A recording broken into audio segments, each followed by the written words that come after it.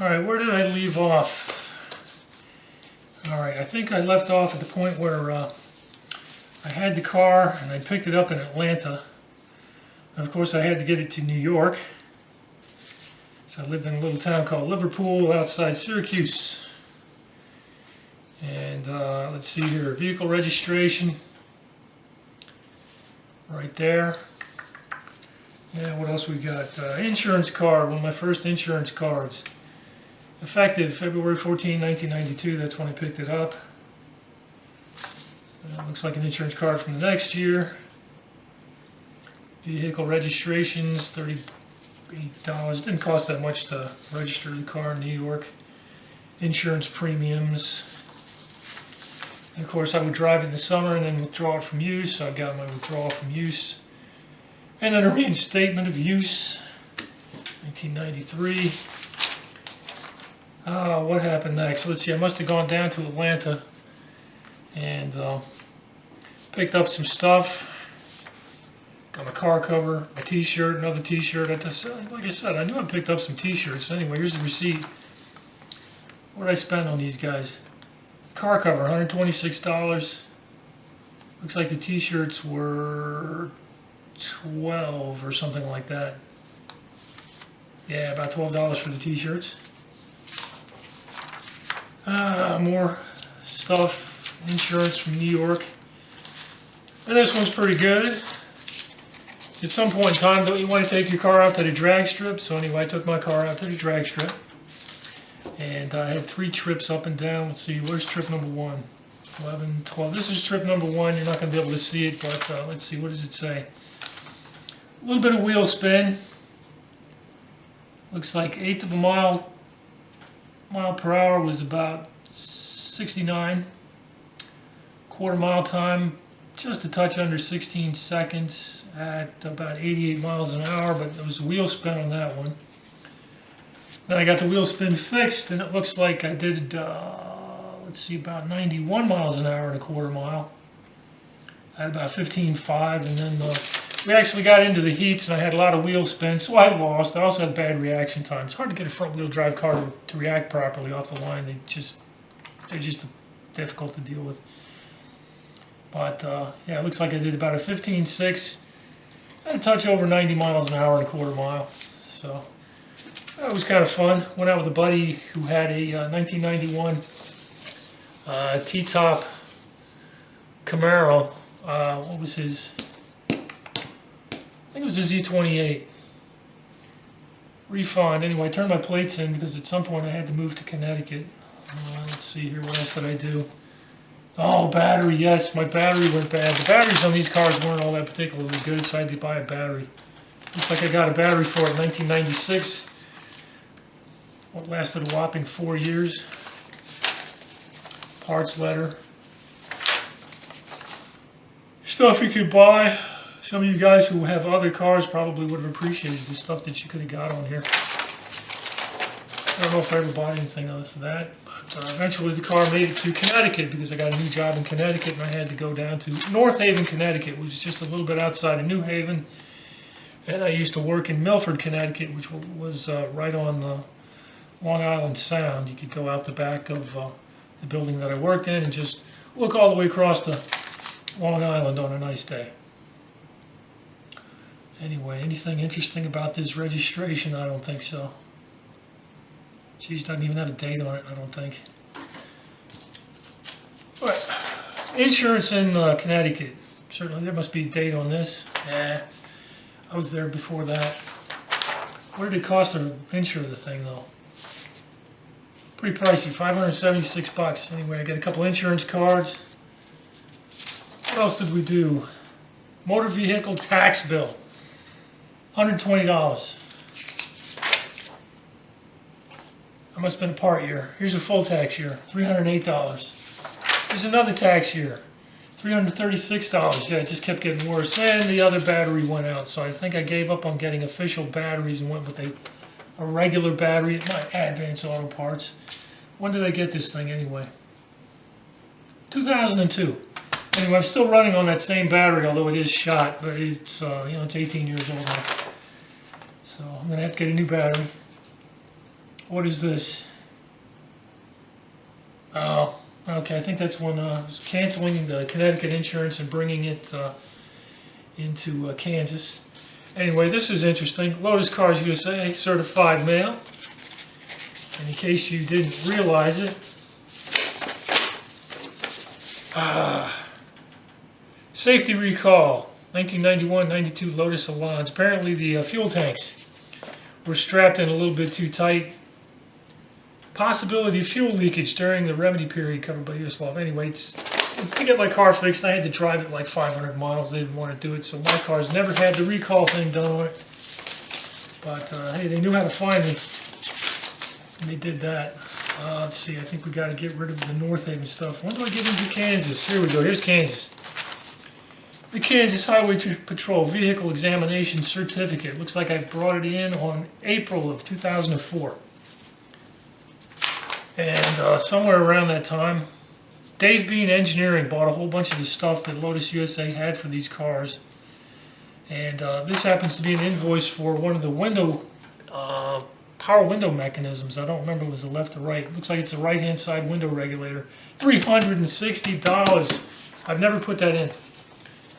And so I've got a car cover thing and a car cover thing again, because I think the original one tore up on me. So I've got a second car cover, which has worked for years.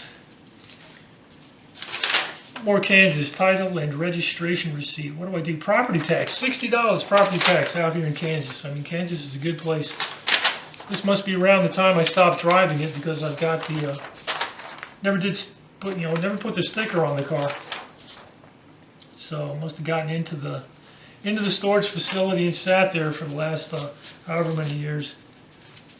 And I got more registration receipts. Property tax 43, property tax 38, property tax 35. The car's getting older and cheaper. Property tax $24. Property tax $24. And it gets us up to where we need to be. The title of the certificate title for the car. State of Kansas. Anyway, there we go. And so that gets you pretty much from where it was to where it is. Alright, we're on the outside of the car now, in the garage, and dust everywhere. I think I'll wipe a little bit of the dust off, but some more of the history. At one point I had like some of this bubble wrap aluminum stuff, not entirely sure why, across this side, and the aluminum has rubbed in here. This stuff right here is kind of an aluminum. Anyway, it's gotten into the paint a little tiny bit just right there. And I said that my daughter had poked on one of the mirrors. This one appears to be good. Maybe she poked the other one. Let me see if she did the other one here.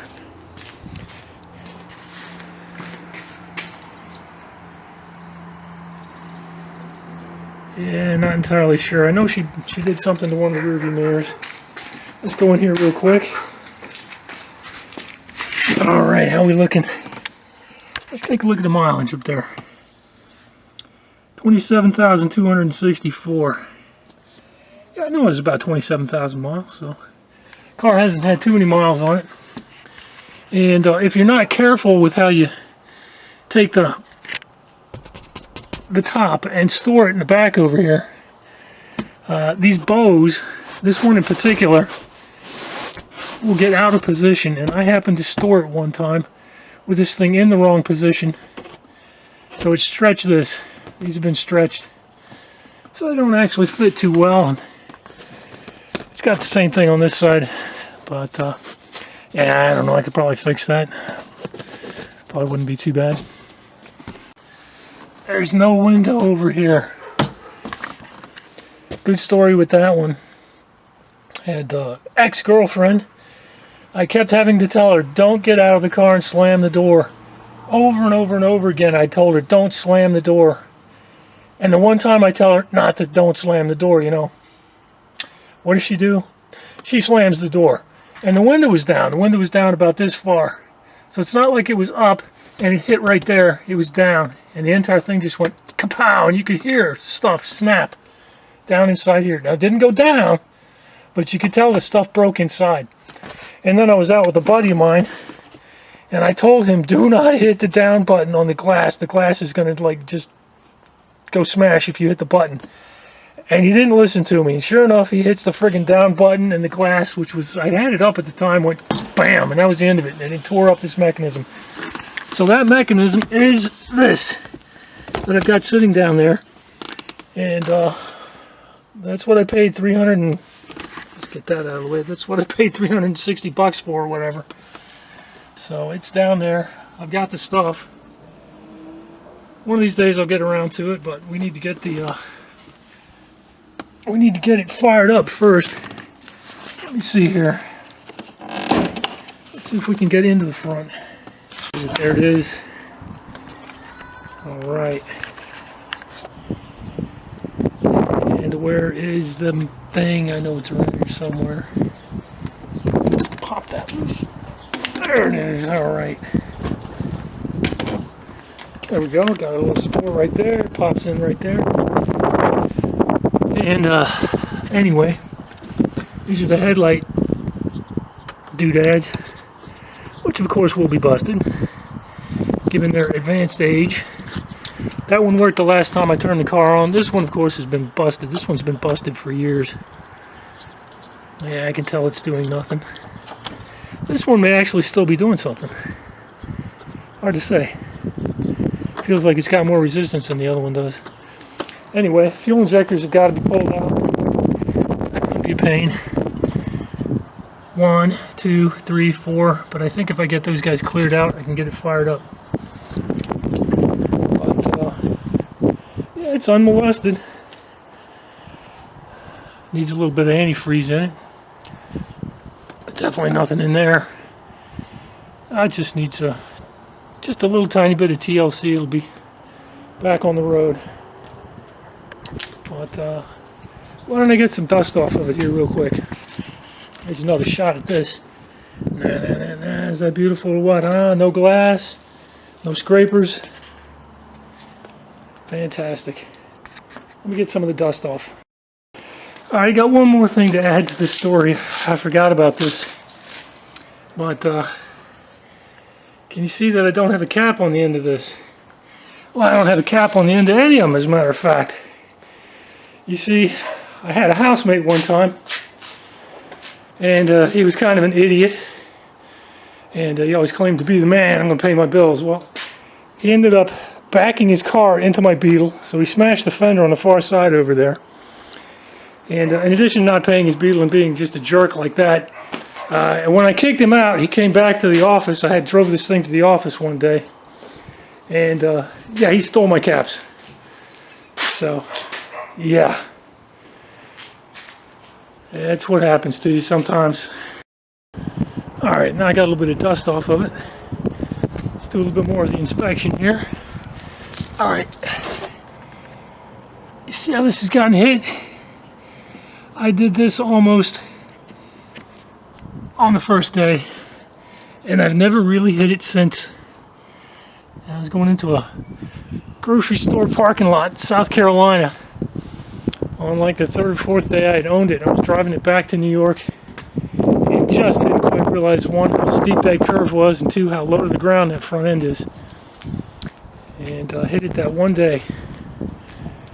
Been there for ages. Let's go around this side over here.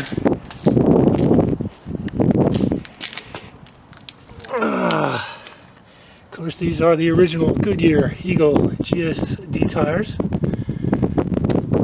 on the car. Still got plenty of tread left on it. Yeah, I need to change the timing belt, but I'm not going to change the tires anytime soon. This one, gotta get some air in it. That guy loses air. Has, from decades back, been the one that always seems to lose air.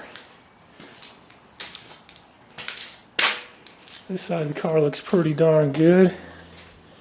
Somehow or another, I got a little bit of a little paint damage right in here. I'm not sure what's going on with that right there. And do you see this right there? A little dimple in the paint. That has been there since the day I picked the car up. So yeah, low quality control. Road tested by Lotus. I'm not sure how many miles they put on the car. If it had 20 miles on it when I bought it, how much road testing did they put on it before they let me have it? Let's see, what else did I tell you guys? I said it got some latex paint. The garage door was open. I don't know if you can see all those little teeny tiny flecks. It's paint. Look at all this stuff. This is paint. Little bits of latex paint. But not really noticeable. What do you call it? It's called patina. It's got patina. A couple of them over here.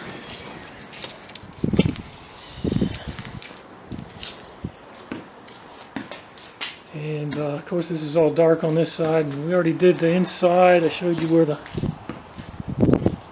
top was a little bit messed up on it.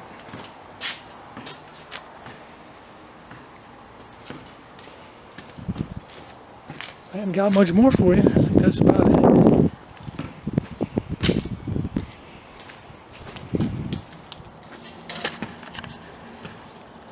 So there it is, part 3. I don't think I'm going to do anything else for at least 2, maybe 3 months.